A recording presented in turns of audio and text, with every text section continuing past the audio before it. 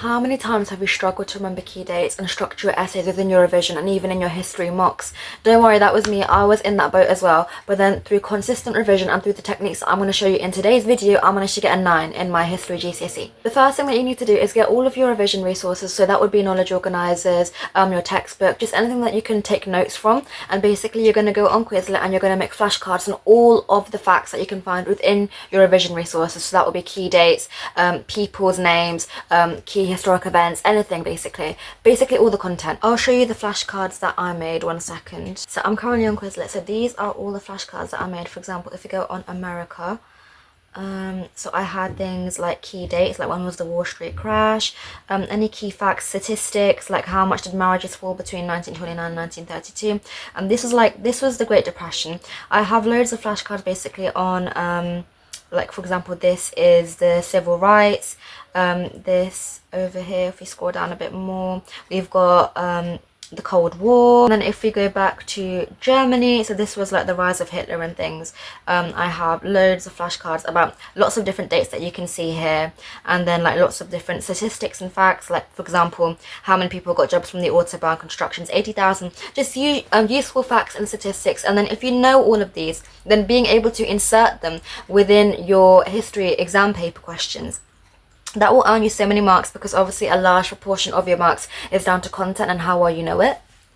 And even though this may seem like a lot, it may seem like I've made a lot, but because I was doing these flashcards basically every single day, over time I just knew them so well. Like at first when I was doing these flashcards, it did take me a while to get through them, obviously because there's so many, but because I ended up knowing them so well, by the time I got to the exams, it would literally take me like a few minutes to get through each one, if that. The second thing is to then make flashcards on each of the structures within your history paper. So obviously you have different questions within your history paper, but each question, like question 1, 2, 3, 4 and 5, although the sources and the question content is different, the actual style of the question is the same for each paper. So learn what the structures will be for each question.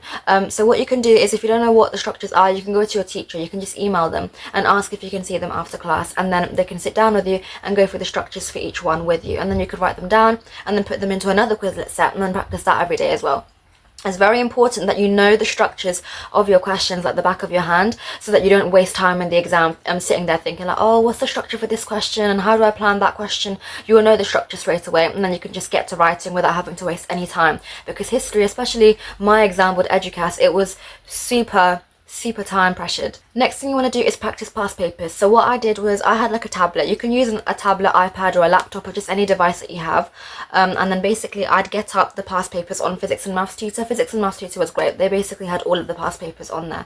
So I'd get it up on there, and then I'd get my phone and I would use the phone to set the timer for however long the exam is. So obviously it would say on the front of the paper how long the exam is, like 45 minutes or 1 hour and 15 minutes or whatever. Set that on your timer on your phone, and then get a notebook, and then you can just do the paper in your notebook, like write question 1 and then the answer. And then at the end you can mark it yourself if you want to, but I'd recommend handing it in to your teacher and getting them to mark it for you. I don't think I did that, which I do regret now. I think it would have been a lot more helpful for me if I did it. It would have made things a lot more easier for me. Make full use of your teachers, that is very crucial. But yeah, the bottom line is practice as much as you can. It's very important as well, because you need to get used to doing the under timed conditions, because the timings, like I said, is so intense. So you need to practice being able to write quickly, practice being able to implement the structures, and practice being able to regurgitate the facts out that you've been learning in your flashcards. Which brings me on to talking about timing. So when I was doing my GCSEs for history, the timing was my biggest nightmare. I just could not finish the paper. Like, I physically could not finish it. So I spoke to my friend who got a 9 in her marks, and she gave me a brilliant piece of advice that I want to share with you, because I implemented that myself and I got a 9 because of that. So basically, you know how you have the time, like the whole allotted time within your history paper. For example, I believe it may have changed now, but when I was doing my GCSEs, the America paper was 45 minutes, I think. So, and then also you have like 5 questions, I believe, within the America paper. So you have 45 minutes and 5 questions. You divide 45 by 5, you get 9. So you will allocate 9 minutes to each question. And you may be sitting there thinking, but Maliha, like some questions need more time than others. Like question 5 is much longer than question 1. The reason why I'm saying that, I'll get to it. So first of all, start at the back, go straight to the back, question 5, and then you keep a very close eye on the clock, and then you spend exactly 9 minutes on question 5. Then after 9 minutes is up, even if you're like halfway done, like if you're halfway through the question, which you will be, just leave it and go to the next question, question 4. Then spend another 9 minutes on there. Then go to the next question, question 3. Then another 9 minutes. And then go to question 2, and then another 9 minutes. And then when you get to question 3 and 2, chances are you will finish those questions before the 9 minutes is up.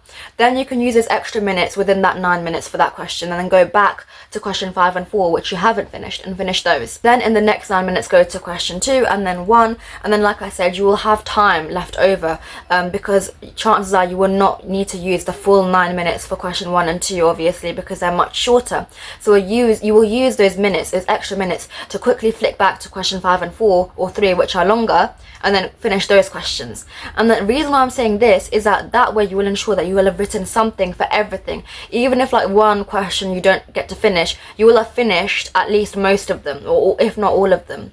And that is crucial, because especially my teacher used to tell me this all the time: if you leave a question blank, that will kill your paper. You will drop down by at least a grade. And if you do manage to write something, like even a paragraph, that will get you a few marks at least. That will be able to bump you up a bit by a grade, if not more, because the history grade boundaries, especially with my exam board, are so low.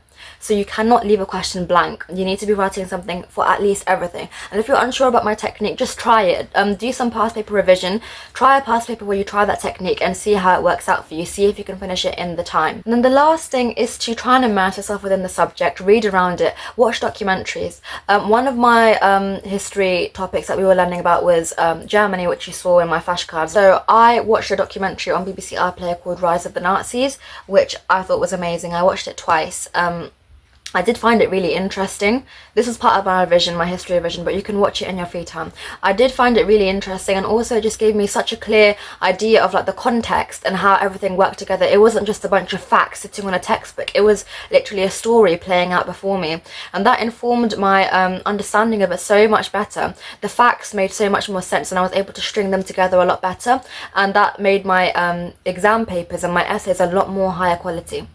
So try doing that. Watch documentaries, watch YouTube videos, read books, just read around the topics, the history topics, to give yourself a better understanding of the context and how everything worked.